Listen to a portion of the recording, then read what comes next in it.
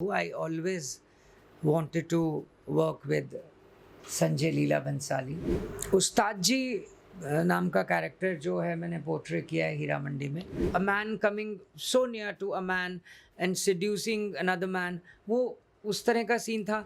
Manisha ji another wonderful human being and a great actor. ये 20-22 दिनों का काम था, बट ये तो करीबन 2 साल चला। मैं 12/24 करोल बाग में सरगुन का पहला टीवी सीरियल था। सरगुन और मैं एक ही कॉलेज से पढ़े। जब मैं हीरा मंडी की शूटिंग कर रहा था तो रवि का फ़ोन आया एक दिन कि उडारियाँ एक कैरेक्टर है वो करना है। Hi, this is Indresh Malik and you are watching me on First India. Hello, आप देख रहे हैं फर्स्ट इंडिया और मैं हूं आपके साथ रजनी दुबे। और आज हमारे साथ हैं बहुत ही बेहतरीन एक्टर जिन्हें आपने कई शेड में देखा है और इन दिनों वो संजय लीला भंसाली की हीरा मंडी में एक हीरे की तरह उभरते हुए नजर आ रहे हैं। तो सबसे पहले इंद्रेश जी, आपका स्वागत है फर्स्ट इंडिया में। शुक्रिया, बहुत शुक्रिया। आपने कई सारे टीवी शो किए हैं, फिल्में की हैं, आलिया भट्ट के साथ फिल्म किया है, संजय लीला भंसाली की फिल्म थी गंगूबाई। अब फिर से संजय लीला भंसाली की फिल्म में आप नज़र आ रहे हैं। कैसा एक्सपीरियंस है हीरा मंडी में? एक्सपीरियंस बहुत लाजवाब रहा and a dream come true. I always wanted to work with Sanjay Leela Bhansali and मेरी किस्मत है, खुशकिस्मती है जो उनके साथ काम करने को मिला।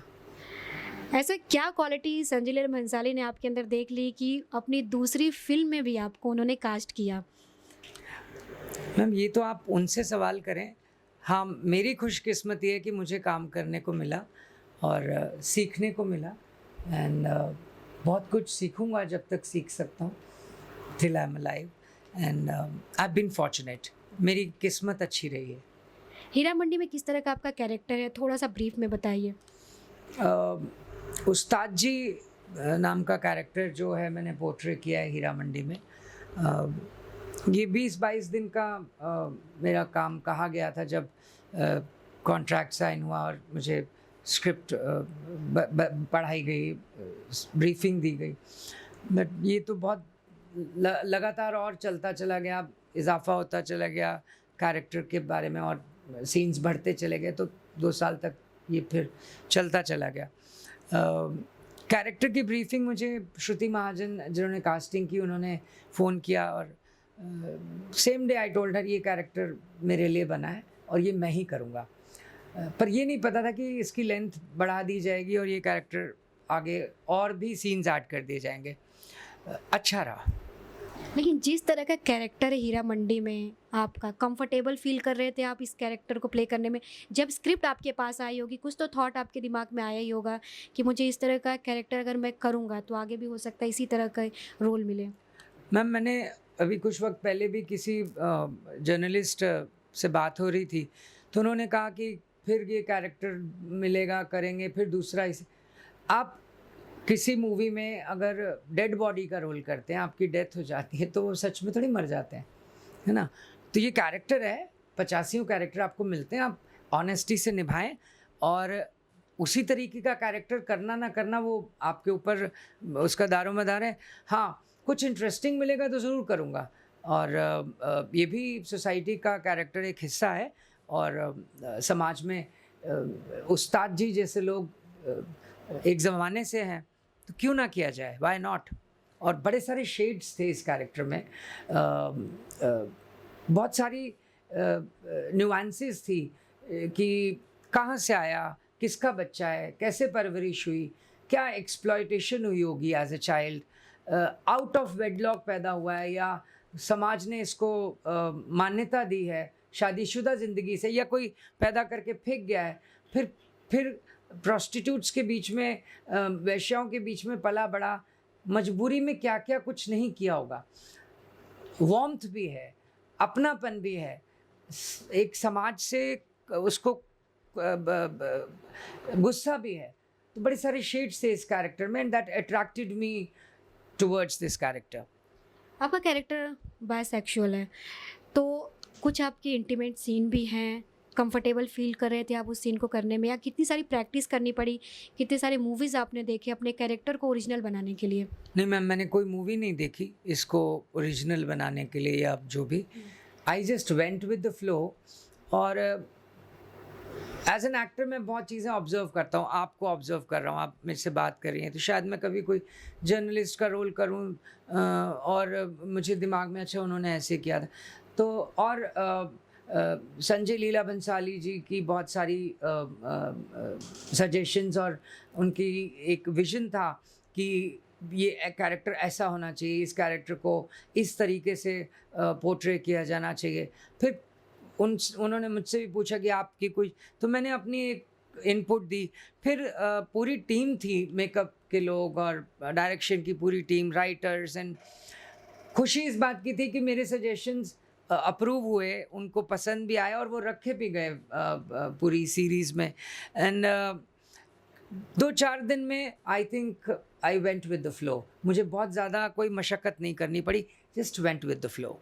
कुछ ऐसे सीन्स हैं आपकी कुछ फ़िल्म में जिसे करने में आपको थोड़ी-सी हिचक हुई हो? जो एक सीन जेसन के साथ था, जेसन शाह, वो मुझे उठाते हैं बहुत नज़दीक, a man coming so near to a man and seducing another man, वो उस तरह का सीन था। उसमें हमने फिर 1 घंटा पहले दोनों अपनी वैनिटी वैन में बैठे। फिर मैंने कहा जेसन आप यहाँ आ जाएँ, या उनकी बातचीत करते, फिर सीन समझा, थोड़ा इम्प्रोवाइज़ भी किया। तो संजय लीला सर ने कहा आप इम्प्रोवाइज़ करें, वो मुझे कर लेने देते थे और एक दायरा भी समझा देते थे कि इस दायरे में आप फैल जाएँ। तो वो मुझे बड़ी मदद करता था कि मुझे रिस्ट्रिक्ट नहीं किया गया। मेरे डायलॉग्स जो फ्लो में निकले, वो फ्लो में वो रखे भी गए, उनको पसंद भी आए। And I am fortunate that my suggestions were liked. And I think थोड़ा तो था, एक हिच थी, पर कैमरे के सामने अगर डिसऑनेस्ट होता तो वो पकड़ा जाता। और फिर कैमरे के पीछे संजय सर, तो झूठ तो उनके सामने किसी का नहीं चलेगा। वो आप झूठ नहीं बोल सकते। तो हाँ, बहुत ऑथेंटिक उसको करने के लिए वी प्रैक्टिस्ड अ बिट। और हाँ, जो एक लिबर्टी दी गई कि आप इम्प्रोवाइज़ कर सकते हैं, वो उसने बहुत हेल्प किया। नर्वस था। आपने संजय लीला भंसाली की गंगूबाई की है, फिर हीरा मंडी कर रहे हैं। कौन सी फ़िल्म करने में आपको बहुत मज़ा आया, गंगूबाई या हीरा मंडी? एक एक्सपीरियंस रहता है ना कि भाई ये फ़िल्म बहुत अच्छी, मेरा एक्सपीरियंस रहा बहुत अच्छा है इसके साथ। गंगूबाई मेरे फिर श्रुति महाजन ने मुझे कास्ट किया, उनकी कंपनी ने। वो मेरा पहला मौका था संजय सर के साथ और बंसाली प्रोडक्शंस के साथ। वो रोल लेंथ वाइज उतना बड़ा नहीं था, कैमियो था। और पहली बार चूँकि वहाँ काम कर रहा था, तो absolutely in awe of Sanjay Leela Bhansali. And घबराहट भी होती थी कि क्या कैसे करूँगा। हाँ, बट धीरे-धीरे इवन गंगूबाई में भी खुलापन एक आ गया था। I started asking a lot of questions, कि बहुत सारे सवाल से मुझे ये आराम मिल जाता था कि मुझे क्या करना है, एग्जैक्टली सर को क्या चाहिए। और वो खुशी होती थी जब आपका डायरेक्टर ओके करता है और सैटिस्फाइड होता है, तो खुद को भी एक तसल्ली होती थी। वो रोल कैमियो था, कोविड भी चल रहा था, ये पूरी शूटिंग कोविड के दौरान हुई थी। तो कुछ वक्त ऐसा भी आया कि मुझे कोविड के दौरान कोविड हुआ था, तो मैं नहीं शूट कर पाया था। तो जो रहा वो रहा। हाँ, लंबा वक्त गुजारा हीरा मंडी के वक्त, करीबन 2 साल approximately, more than that maybe, if I am not wrong. Heera Mandi एक enriching, more satisfying, beautiful experience. I can never forget this. एक मील का पत्थर साबित हो सकता है ये फ़िल्म आपके लिए, कहना गलत नहीं होगा।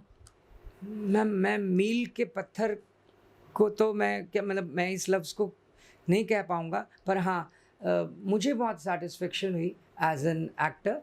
एक क्रिएटिव अर्ज को एक आउटलेट मिला, एक ज़रिया बना, और बड़े खूबसूरत हाथों ने तराशा Sanjay Leela Bhansali. And I am really thankful for the whole team of thankful to the team of Hira Mandi and सभी ने बहुत प्यार दिया, मदद की पोर्ट्रेयल में, और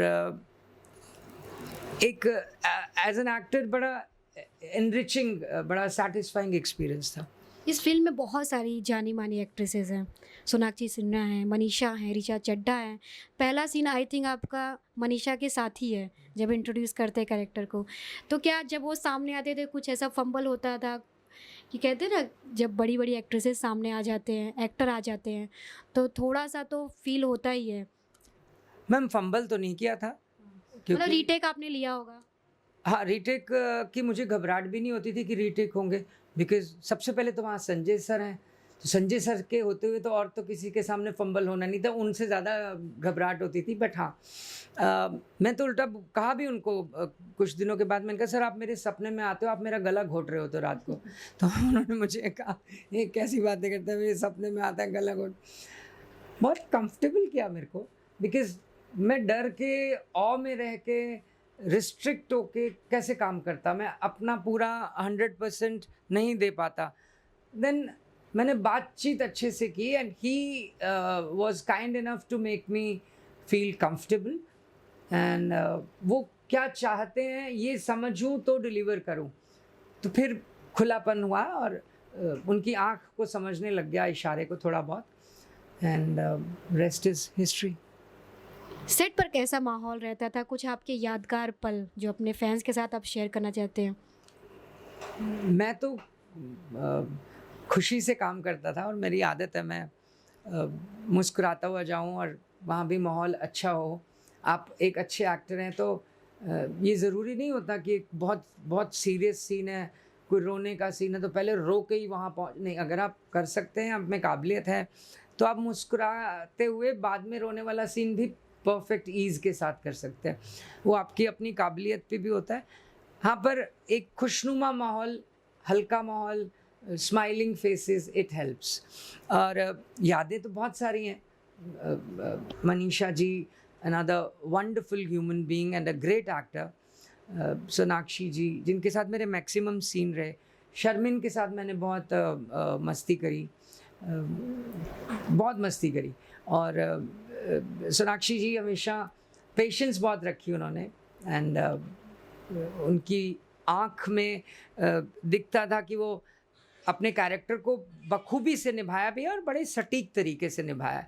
एंड मेरे गूफअप्स होते थे, कभी डायलॉग भूल रहा हूँ, but she was patient enough, and बहुत अच्छे से, मुझे कोई ऑरा महसूस नहीं हुआ कि कोई मेरे आसपास स्टार बैठा है। Obviously they are all big people, famous people, and they worked much more than I've worked, and मुझे कोई मुश्किल नहीं आई, बहुत आराम से smoothly they made me feel comfortable, and बड़ा खुशनुमा रहा ज़्यादातर।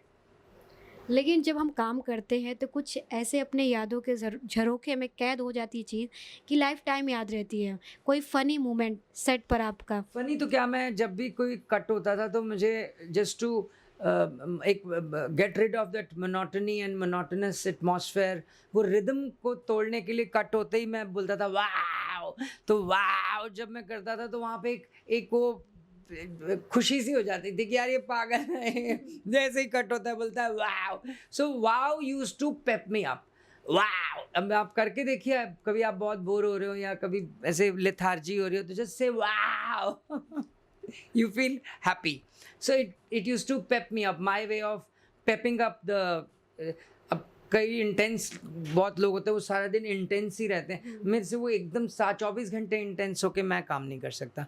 मैं कर लूँगा बट माई ओन पेस। आपने बॉलीवुड की जानी मानी हस्तियों के साथ काम किया, आलिया भट्ट के साथ काम किया है। इस फिल्म में बहुत सारी जानी मानी हस्तियां हैं, तो आलिया भट्ट के साथ जब आपने काम किया था गंगूबाई में, तो कैसा एक्सपीरियंस रहा उनके साथ? ऐसा क्या कुछ सीखने को मिला? कहते हैं ना कि एक सामने, चाहे हम छोटे रहे चाहे बड़े, कुछ ना कुछ सीखते ज़रूर हैं। मैं जब तक ज़िंदा हूँ मैं सीखूँगा, बाकी मुझे किसी का ज़्यादा पता नहीं है, बिकॉज जिस दिन आप मैं सीखना बंद हो गया तो I think I am gone.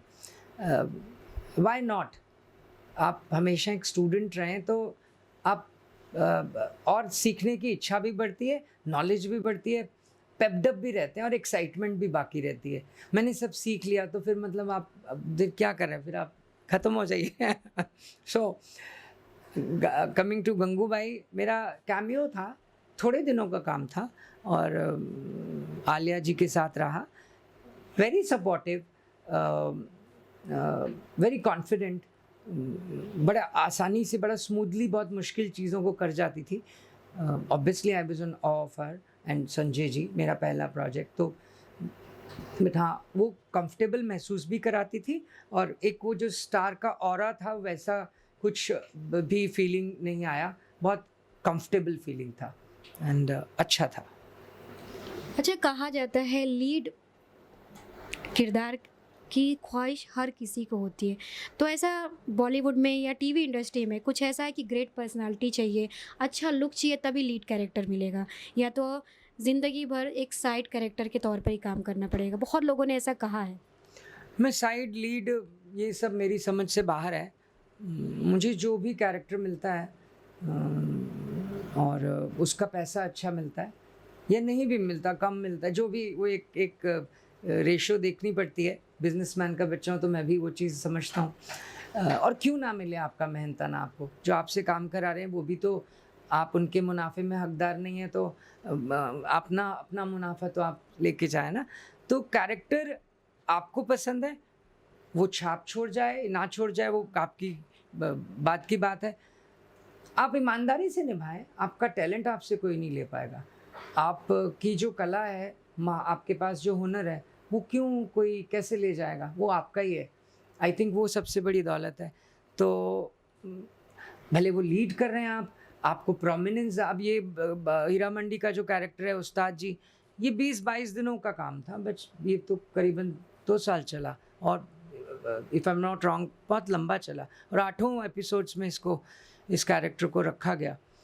तो इट डिपेंड्स, आई मीन आपका स्टेट ऑफ माइंड क्या है कि आपको हमेशा दी बेस्ट चाहिए, या आपको वो कैरेक्टर पसंद है जो कम दिखे बट वजनी है, या आप किसके साथ जस्टिफाई करते हैं, आप किसको जस्टिस दे सकते हैं कैरेक्टर को। मेरे लिए वो इम्पॉर्टेंट है। बाकी बड़ा कैरेक्टर मिले जिसको लीड कहा जाता है तो कोई बुरा थोड़ी लगता है, अच्छा लगता है, बट आई थिंक जो मिले उसको आप ईमानदारी से निभाएं। लेकिन आप इंडस्ट्री में कई सालों से काम कर रहे हैं, तो कुछ तो नोटिस किया होगा कि लीड कैरेक्टर के लिए एक क्राइटेरिया है, इस तरह की शर्तें होती हैं, ऐसा कुछ है? मैम मुझे इतना डिटेल तो नहीं पता कि कौन किसकी क्या शर्तें होती होंगी, सबकी एक अपनी टीम है। लोग उन्हें मैनेज करते हैं, आजकल कंपनीज़ हैं जो मैनेज करती हैं। मैं भी नया-नया सीख रहा हूँ कि मैनेजर से मुझे क्या करवाना है या पीआर टीम से क्या कराना है। और मुझे कहा गया कि आप कमोडिटी हैं, अपने आप को ठीक से बेचिए। तो ये ओशन में हूँ तो मैं सीखूँगा चीज़ों को और कोई बुराई भी नहीं है इसमें। दूसरी बात, आपकी शर्तें हैं, आप amicably, it's like any other business. आप कॉरपोरेट वर्ल्ड में भी जॉब के लिए जाते हैं, कहीं पे भी जाते हैं, किसी भी दुनिया में जाते हैं, तो आप अपने हिसाब से डील टू डील चलते हैं across the table. It's like any other world. हाँ, people who with creative people are there. I mean, in other world there are different kind of people. This is a creative field, so creatively आप decide करें आप क्या करना चाहते हैं। आपकी शुरुआत टीवी इंडस्ट्री से हुई है। आपने कहा अभी कि टीवी ने आपको बनाया है, मधुबाला, उडारियाँ जैसे बड़े-बड़े आपने शो किए, 12/24 12 बटे करोल बाग में किया है, सरगुन मेहता, रवि दुबे के साथ काम किया है। तो क्या डिफरेंसेस है बॉलीवुड और टीवी में? कहाँ ज़्यादा स्ट्रगल करना पड़ता है? मैं जब आया था टीवी इंडस्ट्री में तो अवार्ड ले चुका था, नॉमिनेशन मिल चुकी थी और एक नोन फेस हो चुका था, तो मुझे स्ट्रगल का तो ज़्यादा पता ही नहीं चला। बिकॉज जब मैं बम्बई आया था I was already doing 12/24 entirely to be shot in Delhi. The first serial that was entirely shot in Delhi. आपके शो में एक नाम भी था बहुत ज़्यादा, सिमी जी। हाँ। तो वो कैरेक्टर हिट हो गया था, तो by the time I reach Bombay for my second serial, third serial, ये दिल्ली में ही चलता था। तो वो ऐसा स्ट्रगल का तो कोई फेस बहुत आया नहीं। Then I have my business, my wife is a business women, we have our family business, वो भी चलते रहे साथ साथ। तो टीवी का दौर था उन दिनों में जब करोल बाग 12/24 सीरियल हुआ जी टीवी, वो दौर भी देखा अच्छे से। और टीवी में कैरेक्टर जो हिट हो गया तो फिर वो कैरेक्टर ज़्यादा चल जाता था, डेली सोप। तो वो अपना एक्सपीरियंस था। फ़िल्में उन दिनों में मुझे ऑफ़र तो होती थी, छोटे रोल होते थे, अनइंटरेस्टिंग साउंड करते थे लोग जो बता रहे होते थे, तो मैं खुद ही इंटरेस्टिंग साउंड नहीं फ़ील कर पाता था। सॉरी। उसके बाद फिर ओटीटी शुरू हो गया। फिर ये फ़िल्में आने लग गई और मैंने बड़ा-छोटा कैरेक्टर तो नहीं देखा, इंटरेस्टिंग साउंड हुआ तो मैंने किया। रवि दुबे, सरगुन मेहता, कैसा रिलेशन है आपका? उनके साथ आज भी कांटेक्ट में हैं आप? क्योंकि वो शो भी अब प्रोड्यूस करने लगे, कई सारे शो बनाए हैं। उडारिया भी उन्होंने किया था, तो कोई शो ऑफ़र किया आपको उन्होंने? मैं 12/24 करोल बाग में सरगुन का पहला टीवी सीरियल था शायद, if I am not wrong. मेरा पहला टीवी सीरियल था ज़ी के लिए और रवि भी उसमें, रवि का पहला था मुझे ध्यान नहीं, रवि भी उसी शो में था। बहुत सारे लोग थे जो नए थे, कुछ पहले काम कर चुके थे, कुछ एकदम नए थे। और फिर सरगुन और मैं एक ही कॉलेज से पढ़े हुए, Kirori Mal college Delhi and the same dramatic society, the players, तो वो भी एक रिश्ता रहा। फिर वो दौर देखा, फिर इकट्ठे सब बम्बई आए, सब अपना-अपना काम करने लगे, टच में रहे ऑफ एंड ऑन। फिर सब अपने-अपने रास्ते बनाते चले गए, पानी अपना रास्ता बनाता चला गया। फिर जब मैं हीरा मंडी की शूटिंग कर रहा था तो रवि का फ़ोन आया एक दिन कि उडारियाँ एक कैरेक्टर है वो करना है। वो मेरे दोस्त रहे हैं, हमने एक वक़्त बिताया इकट्ठे, कोलीग्स रहे हैं और मैंने कहा हाँ, मैं करूँगा। बट हीरा मंडी भी चल रही थी, मिडल ऑफ हीरा मंडी। अब 6-8 महीने हो चुके थे, तो फिर वो भी किया, 15 दिन 20 दिन का काम था और क्यों नहीं करूँगा फ्रेंड्स के लिए, ज़रूर करूँगा। अच्छा एक्सपीरियंस रहा, wonderful people and I wish them luck. TV का हिट शो मधुबाला, विवियन टिसेना जिसमें थे आपके साथ, उनके साथ आपके कैसे रिश्ते हैं? सुना है कि बहुत फ़ैमिलियर हैं, तो आज भी आपके कॉन्टैक्ट में हैं? मधुबाला एक ब्यूटीफुल एक्सपीरियंस था। 12/24 करोल बाग के बाद मुझे जो एहसास हुआ, वो कैरेक्टर बहुत पसंद किया गया लोगों ने और बड़ा प्रोफेशनल और वार्म रिलेशनशिप था सभी के साथ। लास्टली अपने फैन्स को क्या मैसेज देना चाहेंगे? खुश रहें और मुझे इनकरेज करते रहें और अच्छा काम करने के लिए एंड बहुत सारा प्यार और बहुत सारी खुशियाँ, loads of love. Thank you.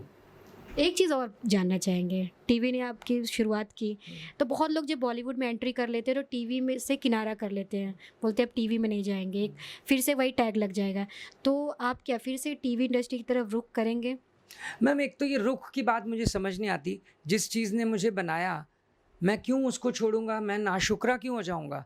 TV ने मुझे बनाया, क्यों आपके पेरेंट्स जब वो बूढ़े हो जाते हैं तो आप उनको छोड़ के भाग जाते हैं? तो टीवी ने तो पैदा किया ना मुझे। और रुख क्या होता है? आप को जिस चीज़ ने बनाया उसको क्यों भूलेंगे आप? वो भी करेंगे और शिद्दत से करेंगे कि कुछ इंटरेस्टिंग ऑफ़र होगा, क्यों नहीं करेंगे? I will. Thank you so much, आपसे बात करके बहुत अच्छा लगा। Thank you so much.